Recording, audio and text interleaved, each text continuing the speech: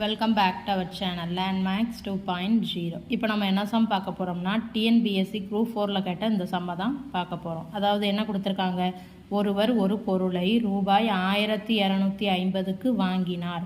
அதை சீர்படுத்த ரூபாய் 250 செலவு செய்தார். மேலும் அப்பொருளை ரூபாய் 1350க்கு விற்றார் எனில் அவருக்கு கிடைத்த லாபம் அல்லது நட்ட சதவிகிதம் என்ன அப்படின்னு கேட்டிருக்காங்க. அதாவது ஒரு பர்சன் இருக்காரு, அவர் ஒரு பொருளை 1250 ரூபாய்க்கு வாங்குறாரு. அதுக்கப்புறம் அதை சரி பண்ணுறாரு. எவ்வளோ ரூபாய்க்குன்னா 250 ரூபாய் கொடுத்து. இப்போ என்ன பண்ணுறாரு, அந்த பொருளை 1350க்கு சேல் பண்ணுறாரு. அப்படின்னா அவருக்கு கிடைச்சது லாப சதவிகிதமா அல்லது நட்ட சதவிகிதமா அப்படின்னு கேட்டிருக்காங்க. இப்போ அந்த பொருளின் அடக்க விலை என்னவா இருக்கும்?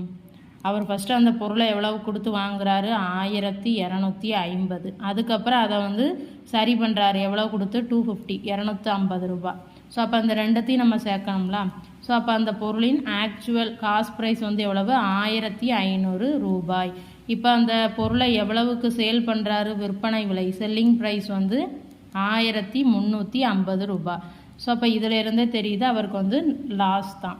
அப்போ இப்போ நம்ம டைரெக்டாக என்ன கண்டுபிடிக்கலாம், நட்ட சதவிகிதம். அதை எப்படி கால்குலேட் பண்ணலாம்? அவருக்கு கிடைத்த நட்டம் டிவைடட் பை அடக்க விலை காஸ்ட் ப்ரைஸ் இன்ட்டு 100% கேல்குலேட் பண்ணலாமா? அப்போ 1500 ரூபாயிலிருந்து 1350 கழிச்சு எவ்வளவு, அவருக்கு 150 ரூபாய் லாஸு. டிவைடட் பை அடக்க விலை எவ்வளவு, 1500 ரூபாய் இன்ட்டு 100%. அப்போ 1500 ரூபாய்க்கு 150 ரூபாய்னா இன்ட்டு 100%க்கு எவ்வளோன்னு போட்டால் நமக்கான நட்ட சதவிகிதம் கிடச்சிரும். ஸோ இதை அடிக்கலாமா?